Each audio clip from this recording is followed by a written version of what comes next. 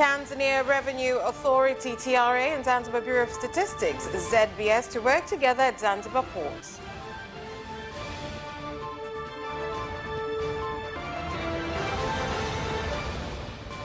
And in sports news, both Simba and KMC head coaches share their respect for each other ahead of tomorrow's Premier League match.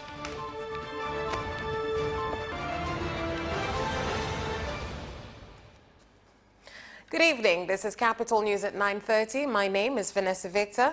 Let's start things off with the national news.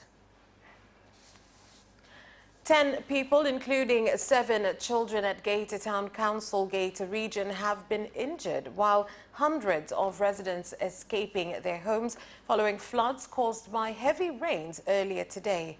The rains also caused destruction of houses, vehicles, goods and food, with the fire and rescue force urging people living in valleys to move immediately to avoid more disasters.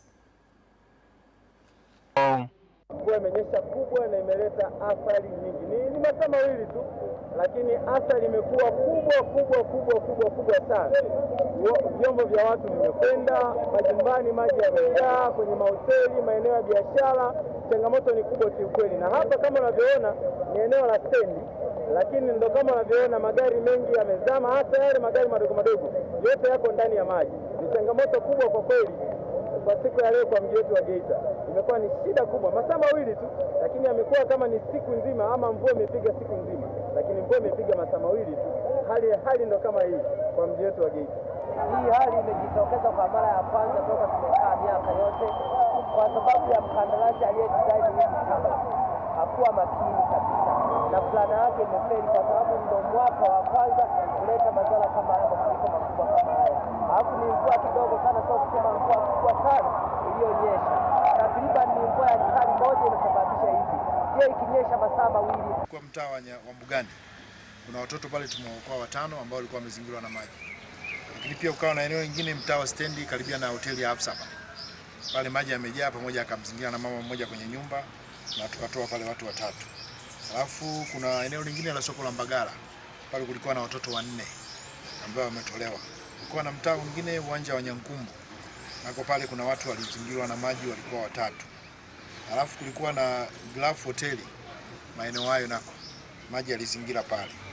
Mwisho ulikuwa na mtaa wa hapa karibia na nyumbani kwa Jimboni pale. Maeneo ya Jimboni kwa ndani hapa kulikuwa na nyumba moja iko karibia na mto, na hiyo nyumba imeanguka kuta zake 2 na uzio wa nyuma umeanguka. Bahati nzuri kulikuwa hakuna mtu ndani. Lakini kwa mvua zinazoendelea bado tunaendelea kuziangalia na kuchukua tahadhari. Some members of parliament, while in a session in Dodoma, have queried on the high cost of dialysis treatments that the majority of patients cannot afford, where they urge that there is a need for the government to look at the best way to reduce the costs in government hospitals.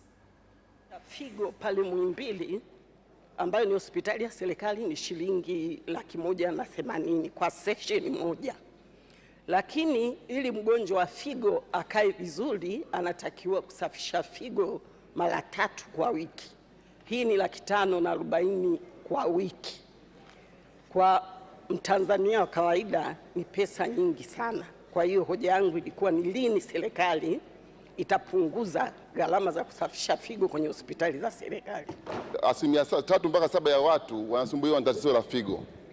Na miongoni mwa watu hawa ni watu maskini kabisa wasiokuwa na uwezo. Tumeanza, ndio maana ukienda baadhi ya hospitali sasa, katika hospitali zetu za mikoa, za mkoa wa Dar es Salaam, hospitali 2 sasa tumefanikiwa kuhakikisha tunashusha.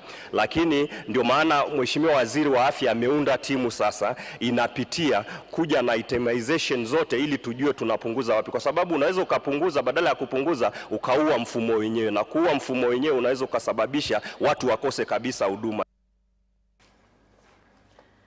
During the parliamentary session, the matter of the 22,844 students that resumed school after having to stop due to pregnancy was also raised, with the government asked to share their strategy on how they will ensure this number is lowered.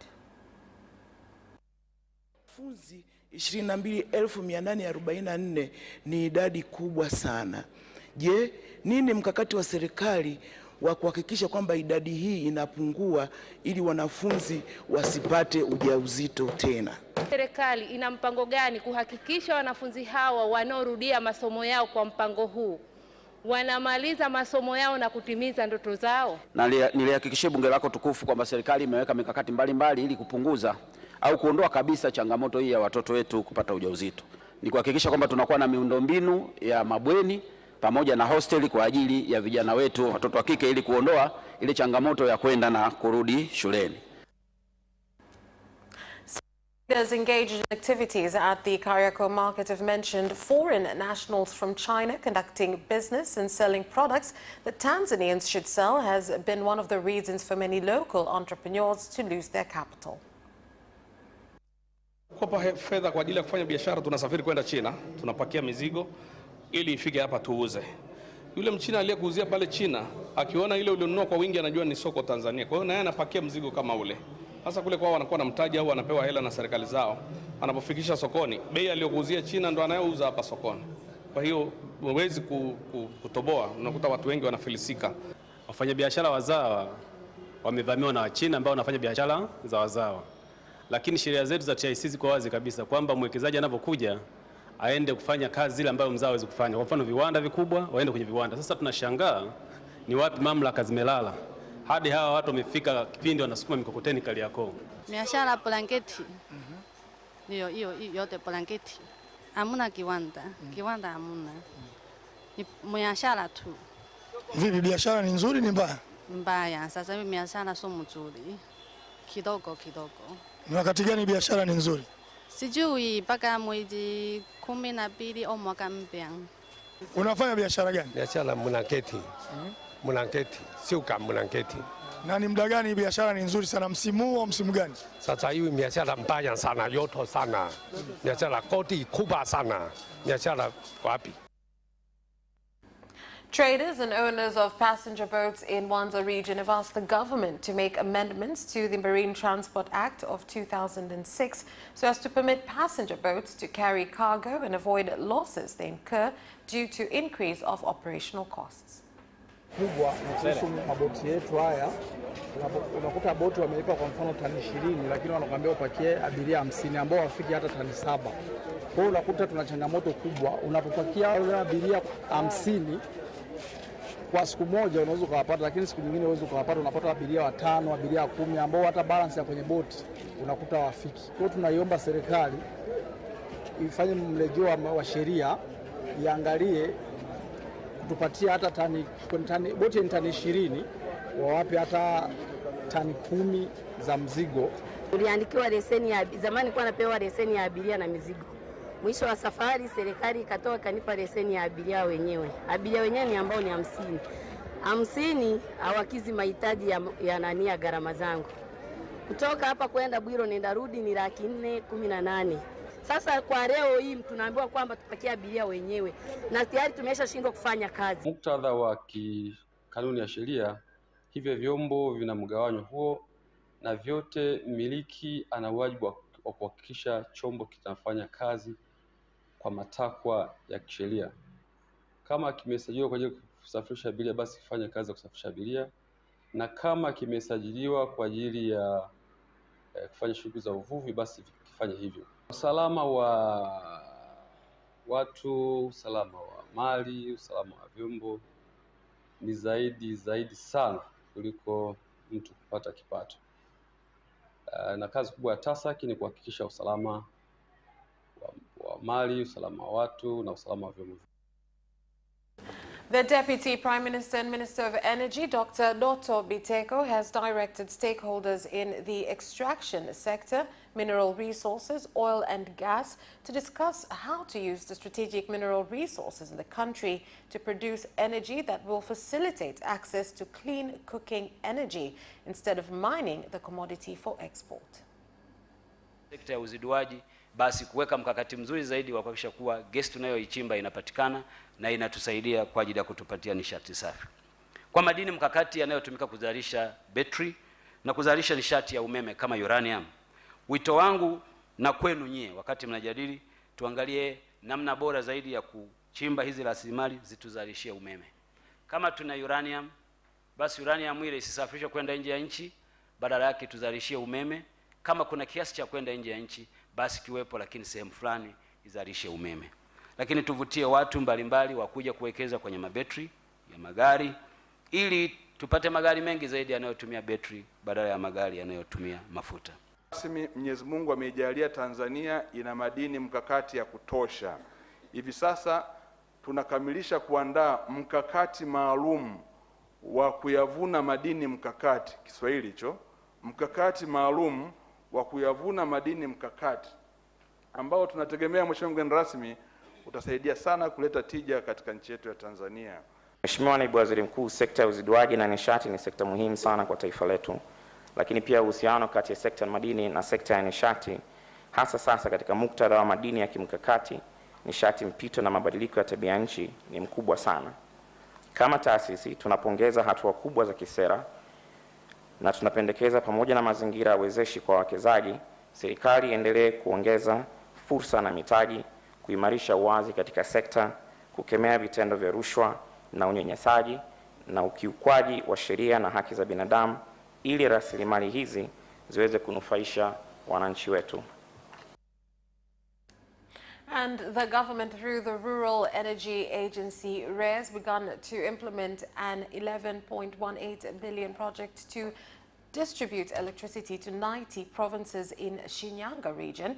This will benefit 2,970 wards in the region, as well as be a significant support to President Dr. Samia Suluhu Hassan's efforts for the use of clean cooking energy in the country.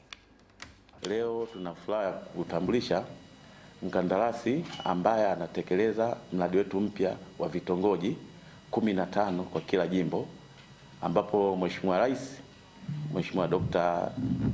Samia Suluhu Hassan alitoa takriban bilioni 11 kwa mkoa wa Shinyanga kwa majimbo 6, ambapo vitongoji takriban 90 vitanufaika na mradi huu. Rasi ameshaingia site na ameshaanza kazi, sababu mradi ni wa miaka miwili. Mbamba na matumizi ya gesi ni matumizi ya umeme, kwa sababu nayo ni sehemu ya nishati safi ambayo tunaitafuta. Na kwa hivyo wote vikienda, hujatumia gesi unatumia umeme, hujatumia umeme unatumia gesi. Nafikiri hii ajenda ya nishati safi katika nchi yetu, na kwa upande huu niseme katika mkoa wetu, naamini tutaifikia. Mimi nawashukuru sana wenzetu wa DEM kwa kupata mradi huu. Tunaamini mtakwenda kuufanya kwa weledi, mtaenda kuufanya kwa uaminifu na mtaenda kuufanya kwa haraka. Tumeshakamilisha survey kwenye baadhi ya vijiji ambavyo vilikuwa na changamoto, na bahati nzuri kuanzia mwezi huu tarehe 2 siku ya Jumamosi nguzo zimeshaanza kuja site sasa kwa wilaya ya Kahama, na sasa timu ziko site zinaendelea na kazi. Na matarajio yetu mradi ni wa miezi 24, lakini kufuatana na wigo wa kazi, kwa sababu sio kubwa sana, tunategemea tutamaliza ndani ya muda mfupi, kwa sababu tuna kilomita 180. Kwa hiyo kwa upande wetu sio kazi kubwa sana. Kwa hiyo ndani ya muda mfupi kabla hiyo miezi kuisha tutakuwa tumemaliza kabisa na kukabidhi mradi. The President of Zanzibar and Chairman of the Revolutionary Council, Dr. Hussein Ali Mwinyi, while on a state visit in China, has today met with a delegation from Wuhan Guangfu Tangyuan Cultural Development Company and the Executive Director of China Africa Industrial Cooperation Promotion Center that deals with the growth and development of the Chinese culture through various methods on investing in Zanzibar and cultural tourism and digital innovation. We have a lot of investment already on the beach resorts side, but we are still looking for more investment on the heritage side and culture. This is both history and culture. It is for this reason that I am very happy to welcome you to come and work with us in Zanzibar in putting more investment around the cultural side. And there is a lot to be done between the two countries. So I want to encourage you to come and make this investment as soon as you can. 想就我们准备要在这个坦桑尼亚那个投资建设的一个中国跟非洲的文化交流产业园，就这个项目呢，来跟总统 So I myself, representing the China-Africa Industrial Cooperation Promotion Center, while we are not part of the Chinese government, but we work with both the governments as well as the businesses to promote economic collaborations in between the two countries. And on the table today, we have brought one of our companies, Wuhan Tangyuan Boer Company Limited, as the main entity that will move forward to invest on this project, and we're very. And that is all for the national news. Business news is next.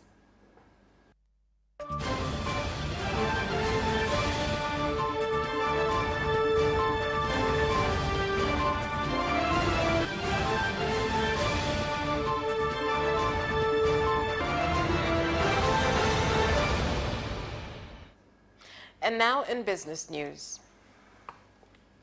Tanzania Revenue Authority TRA has entered into an agreement with Zanzibar Bureau of Standards that aims to harmonize their systems at the port of Zanzibar so as to facilitate trade and payments between Tanzania mainland and the Isles. Sasa katika makubaliano haya tutashirikiana kubadilishana taarifa mbalimbali. Na tutabadilishana taarifa kwa kutumia mifumo. Mifumo ya ZBS itaunganishwa na mifumo yetu. Kabla ya kuruhusu mizigo itoke kwenye bandari za Zanzibar, kwanza lazima ikaguliwe na iwe imekidhi viwango. Kikubwa sisi kwa upande wa Zanzibar tunataka tusimhudumie mtu yote ambaye kwanza hajasajiliwa, hana TIN number. Hilo la kwanza.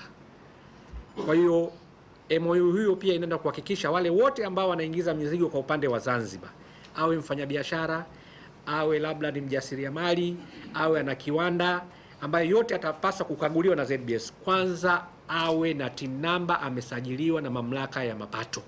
Kimsingi ni makubaliano ambayo yataweza kutubana katika ubadilishanaji wa taarifa ambazo zitawezesha pande zote mbili kunufaika, kwa maana ya kwamba kwa upande wa makusanyo ya mapato na upande wa kuhakikisha kwamba bidhaa zinazoingia nchini zinakidhi viwango, ili wananchi wetu wasipate madhara kuhusiana na bidhaa ambazo zinaingiza. More than 193 billion shillings has been paid to farmers in Mtwara, Masasi and Nanyumbu districts after selling cashews at the third auction, with cooperative leaders calling on farmers to use the money to bring economic changes in their lives. Tumeshuhudia minada ikiwa na uwazi, ambapo wakulima wenyewe wameweza kushuhudia ushindani wa wanunuzi wakishindana kununua korosho zao, na wao wameweza kuamua kuuza korosho hizo. Katika mnada wa 4 leo tunafikisha tani 70,000, kitu ambacho hatukuwahi kutarajia. Mwaka jana tulikuwa mnada, mpaka tunamaliza minada yote tulikuwa na tani 64,000. Jitahidi kutafuta maghala ya msaada kutusaidia kutunza mazao yetu, lakini vile vile kwa sababu mambo haya yana mnyororo. Tunao wanunuzi wetu wananunua, wanatakiwa kusafirisha. Kuna changamoto kidogo zilikuwa zinajitokeza ucheleweshwaji, lakini tunashukuru wenzetu wa bandari sasa wanatusaidia na meli zinazidi kuja. The number of tourists visiting Zanzibar is continuing to grow, as was seen with a direct flight from the Netherlands that was carrying more than 300 tourists who were received at the airport by the Netherlands ambassador in the country, Marielle van Derlin, and the Minister of Tourism in Zanzibar, Mudrik Soraga. Kwenye sekta ya utalii, lengo letu sisi kwa mwaka huu ni kufikisha watalii 800,000. Na ndege kama hivi zinavyokuja, manake zinanipa imani kwamba kadri siku zinavyokwenda tunakaribia kufika katika malengo yetu. Kwa hiyo ni ishara njema kwamba yale ambayo tuliahidi yanaelekea kutekelezeka, na kwamba kadri siku zinavyokwenda ndege zinazidi kuongezeka, hususan hizi za chartered, ambapo tunaona saa nyingine zinakuja charter hapa hata mara 3 katika siku moja. Flight from Amsterdam to Zanzibar will really be a boost for tourism to Zanzibar.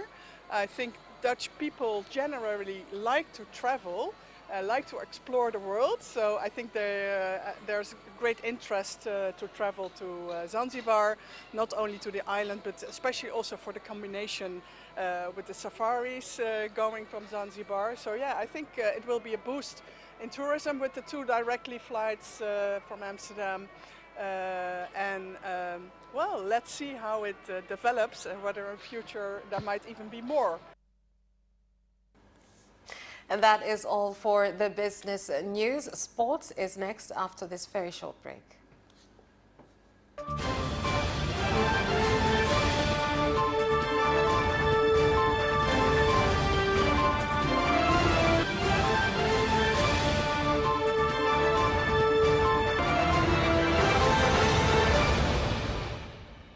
Now in sports news. Both Simba and KMC head coaches say they respect their opponents ahead of their Premier League encounter tomorrow. We don't expect them to sit deep. You know, they can have an approach sometimes where they just start to press you high. So we have to be ready for all scenarios. And if they do have the brave approach, they've got a very good coach that a brave coach, a coach that won't just retreat and sit back. There can be a situation where he'll say, let's come and press us, and we have to be prepared for that. If they do decide to sit deep, or sometimes it's not a coach or a team that decides to sit deep, sometimes it's us. Alhamdulillah, match ya kesho, match ngumu. Simba is a very good team, big team. We expect a very tough opponent tomorrow, and we have to be at our best, and we have to play with a lot of focus, a lot of commitment, a lot of discipline. We have to be well organized. We know that they have weaknesses, and just like we have weaknesses, and we have to try to exploit that, and we have to minimize their threat. The Mwanza club had their goals through James Mwashinga, Saleh Maksud and Ali Ramadan, while Fountain Gate had their consolation through Eli Mukono. It is an important win for Pamba away at the Kwara Stadium in Manyara, with Fountain Gate succumbing to a defeat after a good run. And the Minister of Natural Resources and Tourism, Pindi Chana, has told preservation institutions to emulate TFS's initiative of starting sports bonanzas for health and sports reasons. Hiyo niwapongeze sana kwa ubunifu huo mzuri kabisa. Michezo inaongeza lifespan. Unaishi muda mrefu. Na wakati mwingine tushindane sisi kwa sisi. Tushindane TFS na TANAPA, TFS na TAWA, tuone misitu na wanyama. Michezo hii ilibuniwa na kuandaliwa na management kwa lengo la kudumisha mshikamano wa taasisi, kuibua vipaji mbalimbali ndani ya TFS, kutambua kuwa michezo ina umuhimu mkubwa kwa afya ya mwili, akili, pamoja na kukuza ustawi wa jamii. Hivyo tunatakiwa kufanya kazi tukiwa na afya njema. Sasa mojawapo ya eneo ambalo unaweza kupata afya njema ni pamoja na mchezo, ni pamoja na mazoezi mbalimbali. And that sports item ends our news bulletin. On behalf of everyone who worked to bring you this bulletin, my name is Vanessa Victor. Thank you for watching. Have a good night.